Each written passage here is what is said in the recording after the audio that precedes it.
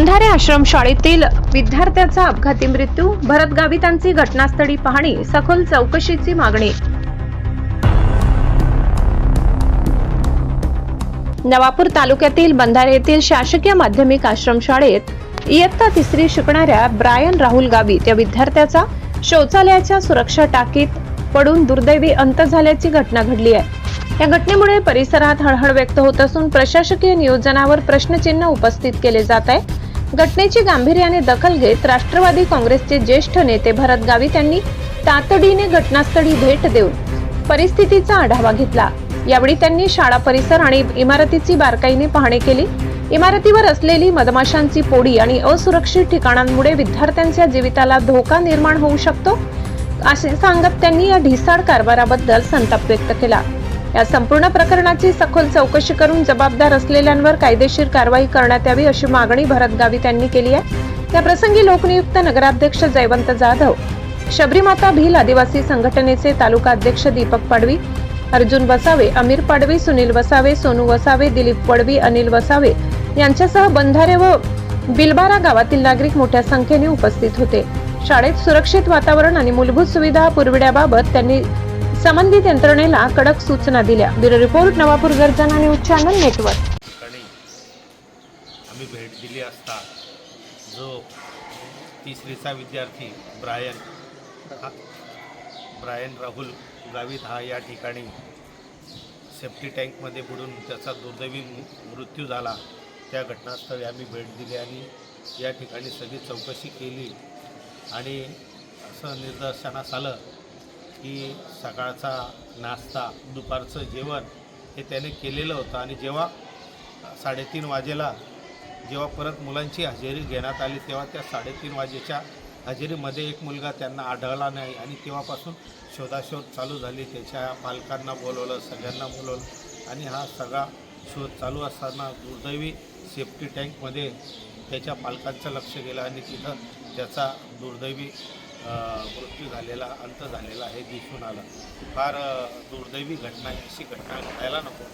आणि आज आम्ही दीपक दादांबरोबर नवापूरचे नगराध्यक्ष आम्ही एकत्रित इथे आलो, गावकरी एकत्रित आले आणि हा सगळा परिसर बघितला।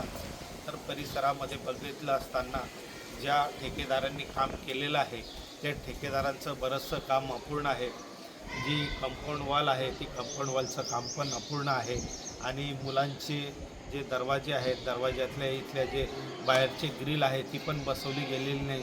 त्याच्यामुळे कुठंतरी असुरक्षितता दिसते आहे।